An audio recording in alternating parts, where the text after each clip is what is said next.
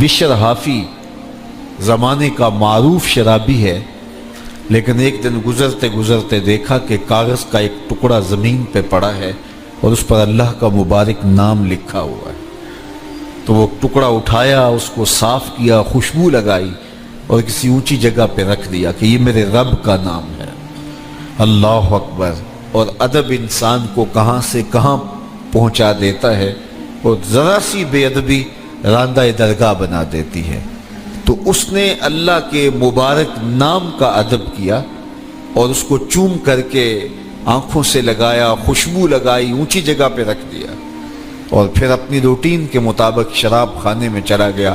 شراب پی کے بشر دھت ہیں کہ وقت کے ولی کو الہام ہوا کہ جا کے بشر کو میرا سلام دے دو اور اسے کہو کہ اللہ نے تمہارے ماضی کے سارے گناہ معاف کر دیے۔ اللہ اکبر! بشر کو جا کے گھر میں ڈھونڈا، تلاش کیا تو پتہ کہ وہ تو شراب خانے میں ہے۔ تو وہ اللہ کا بندہ شراب خانے کے دروازے پہ کھڑا ہے۔ اللہ اکبر!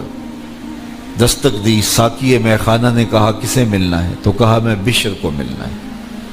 تو اس نے سر سے پاؤں تک دیکھا کہ یہ بزرگ صورت اور شراب خانے کے دروازے پہ، اور بشر کو ملنا چاہتے ہیں۔ خیر، کہا بشر تمہارے مہمان باہر کھڑے ہیں، اور بتایا کہ فلاں بزرگ دروازے کے باہر تمہارے منتظر ہیں۔ تو جلدی سے جوتے پہننے کا خیال بھی نہ رہا، نشے میں دھت یوں ہی دروازے پہ آئے۔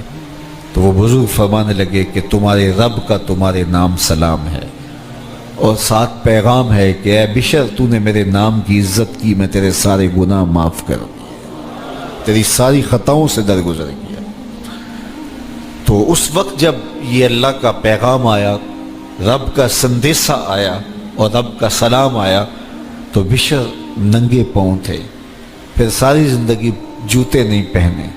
فرماتے تھے جب میرے نام، میرے رب کا پیغام آیا، میری بخشش و مغفرت کا سندیسہ اور پیغام مجھے پہنچا اور رب کا سلام آیا، تو اس وقت میں ننگے پاؤں تھا، لہٰذا میں اپنے اس معاملے کو برقرار رکھوں گا، ہمیشہ ننگے پاؤں رہوں گا، تاکہ مجھے یہ مستحضر رہے کہ میرے رب کا نام، میرے رب کا پیغام اور سندیسہ میرے نام آیا تھا۔